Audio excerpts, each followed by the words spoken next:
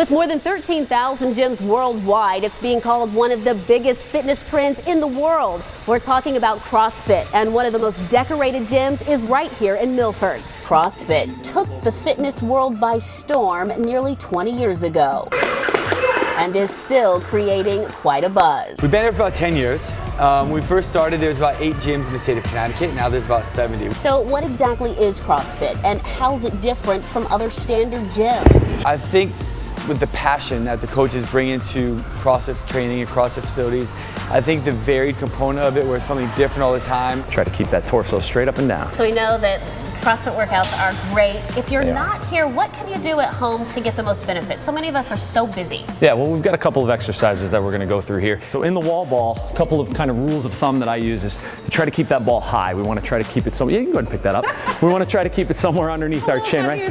That's one of our lighter balls too. So go ahead and pick the ball up, and you're going to bring it right up over your head, and then slam it down as hard as you can. Now I want you to slam it harder, like you're mad at it, and I want you to slam it closer to your body. Okay. Let's go ahead and do it again. Good. There we go. Yeah. Good. At CrossFit Milford, you'll not only find some of the most knowledgeable and passionate trainers, but some of the best athletes in the world. The CrossFit Games is kind of the elite in the sport of CrossFit. And we've been there 8 years. We've had teams place 2nd in the world. We just recently placed 6th in the world. And are you from Milford, born and raised? I was born and raised in Milford, correct, yeah. So little guy from Milford doing all this. Trying. It's amazing, right? Yeah, I don't really ever think about that. And I guess when you said it, it feels pretty cool. It's only minutes after 11 a.m. opening time, and already crickets is hopping, just like it was back in the day. It's all about the long dog. The original cricket opened in the mid-50s, just about a mile from here, and closed in 2004. For years, longtime fans have been urging Ron DiCostanzo and his wife Stacy to reopen the favorite food joint. I bring it back exactly the way I, work there, and I even set up the whole making line the same way. An iconic staple in Stratford, given new life. We're continually changing and improving, and I say if you haven't tried us, come on down, and if you have, keep coming back. By doing a few small changes in your home, by identifying the problems and taking care of our attics and our basements, we can save, from the minimum of 30% on our fuel and electric costs. I've seen it all the way up into 40%, some at 50%. That's if we really focus on the problem. It starts with a quick home evaluation. In New England, we do have a lot of older homes. A lot of our older homes are built with what's called a balloon frame construction.